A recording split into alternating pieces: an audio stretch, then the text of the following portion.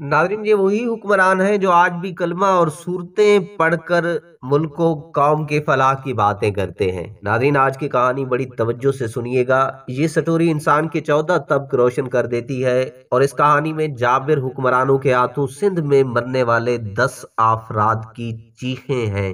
وہ 5 جون 1992 کی رات تھی۔ سندھ میں ڈاکو کے خلاف آپریشن شروع ہوئے ابھی محض ایک ہی ہفتہ گزرا تھا کہ وہاں تعینات میجر ارشد جمیل آوان کی سربراہی میں فوج کے ایک دستے نے دعویٰ کیا کہ فوج سے مقابلے میں 9 ڈاکو مارے گئے ہیں۔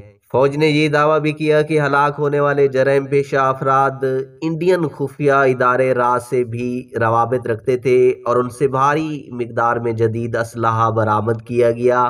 فوجی افسر کے دعوے پر مبنی خبر شہری علاقوں سے شائع ہونے والے اخبارات میں چھپنے کے بعد وزیر اعظم نواز شریف اور آرمی چیف جنرل آصف نواز دونوں ہی دریائے سندھ کے کنارے اس مقام پر پہنچے جہاں فوج نے مقابلے کا دعویٰ کیا تھا۔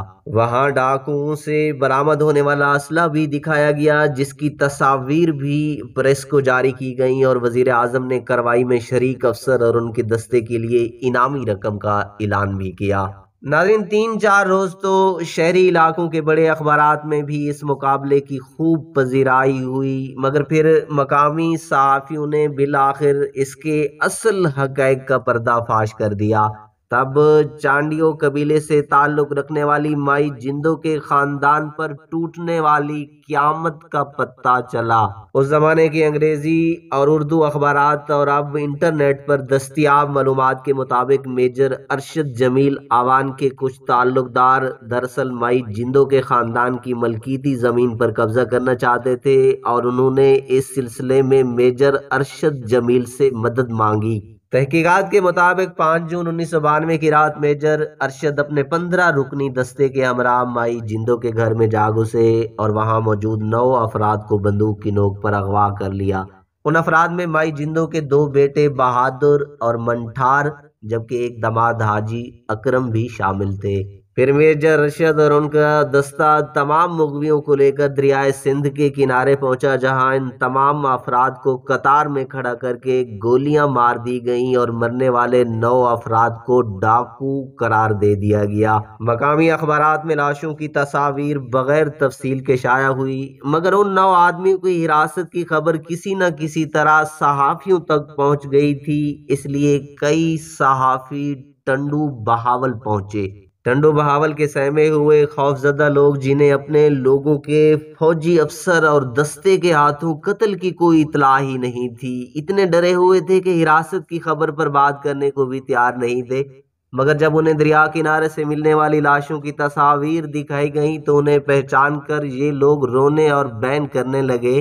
پھر پتہ چلا کہ اصل میں ہوا کیا ہے اور مائی جندو کے خاندان پر کیا قیامت ٹوٹ پڑی ہے۔ یعنی فوجی دستے نے مائی جندو کے خاندان کے اراکین کو ڈاکو قرار دے کر جیلی مقابلے میں قتل کر دیا تھا۔ یہ حقائق پہلے مقامی، پھر اردو اور انگریزی کے قومی اور بالآخر عالمی ذرائع ابلاغ میں شائع ہوئے تو ثانیہ ٹنڈو بہاول ایسی قومی شرمندگی کا باعث بنا جس کا اعتراف اس وقت کے وزیر اعظم نواز شریف اور chief of army staff general Asif Nawaz کو اعلانیہ طور پر کرنا پڑا۔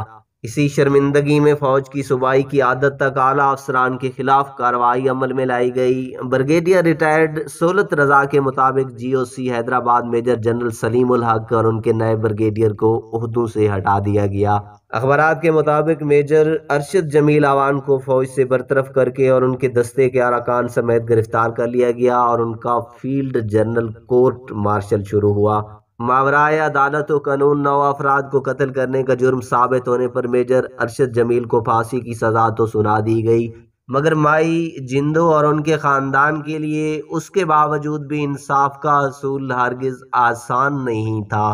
اب اسے عدل کی فراہمی کی سست رفتار کہہ لیں یا نظام انصاف کی طویل محکمہ جاتی خامیاں، مگر مائی جندو کے خاندان کو اپنے بے گناہ بیٹوں اور داماد سمیت 9 افراد کے قاتلوں کو سزا دلوانے اور صرف ایک کو تختہ دار تک پہنچانے کے لیے 2 اور جانوں کا نذرانہ بھی دینا پڑا۔ ستمبر 1996 میں مائی جندو کی 2 صاحبزادیاں حاکم زادی اور زیب النساء نے اعلان کیا کہ اگر ان کے بھائیوں اور شوہروں کے قاتلوں کو پھانسی की सजा पर अमल दरामद ना हुआ और मजीद ताखीर की गई तो वो हैदराबाद में अदालत की इमारत के सामने खुद सोजी कर लेंगे। इसे भी बदकिस्मती कहा जाए या निज़ाम इंसाफ की कमजोरी कि माई जिंदों की बेटियों को आखिरकार 11 सितंबर 1996 को अपनी धमकी पर अमल दरामद करना ही पड़ा। इंसानी गोश्त के जलने की बू तो शायद कमरा अदालत तक नहीं पहुंच रही थी, मगर आग के शोलों से झुलस जाने वाली दोनों बहनों की चीखें निज़ाम इंसाफ के कानों में सूर फूंक रही थी।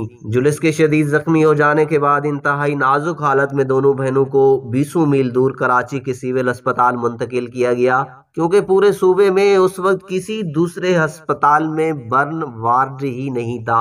उसी बर्न वार्ड में दोनों बहनें जख्मों की ताब ना लाते हुए बिलाखिर जान की बाजी हार गईं। मई जिंदों की बेटियों की हलाकत के बावजूद सजा पर अमल दरामद उस वक्त तक नहीं हो सका जब तक सुप्रीम कोर्ट ने मेजर अरशद जमील की सजाए मौत के खिलाफ अपील और फिर सदर पाकिस्तान ने रैम की अपील मुस्तरद नहीं कर दी। आखिरकार 28 अक्टूबर 1996 को मेजर अरशद जमील को हैदराबाद के सेंट्रल जेल में फांसी दे दी गई, मगर वाक़े के दीगर मुल्ज़मान को मौत की सजा न दी गई और ना ही उस वक्त के वजीर आजम नवाज शरीफ से किसी ने आज तक पूछा कि आप वहां जाकर किन डाकुओं के मरने पर इनाम तकसीम करते रहे और आपने किस बिना पर मेजर अरशद जमील को दरिया सिंध के किनारे इस कार्रवाई पर शाबाश दी थी, जिसे बाद में उसी जुर्म के तहत तख्ते पर लटकाया गया था। नाज़रीन, ये वही हुक्मरान हैं जो आज भी कलमा और सूरतें पढ़कर मुल्क और कौम के फलाह की बातें करते हैं। कमेंट में अपनी राय जरूर दीजिएगा। अगर अभी तक आप लोगों ने हमारा चैनल सब्सक्राइब नहीं किया तो प्लीज इस वीडियो को लाइक और चैनल को सब्सक्राइब करना ना भूलिएगा।